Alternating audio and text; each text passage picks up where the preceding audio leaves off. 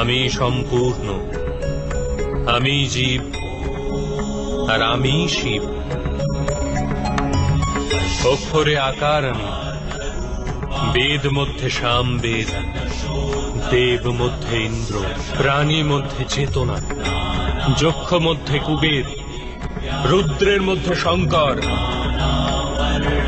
বসুদের মাঝে অগ্নি, পর্বতের মধ্যে সুমেরু, আর ঋষিদের মধ্যে ভৃগু। ধ্বনির মধ্যে ওঙ্কার আমি, যজ্ঞ মধ্যে জপ, আর বৃক্ষের মধ্যে পবিত্র পিপুল বৃক্ষ। বুদ্ধিতে স্মৃতি, মেধা, ধৃতি, আর ক্ষমা আমি। আমি কীর্তি, গন্ধর্ব মধ্যে চিত্ররথ আমি,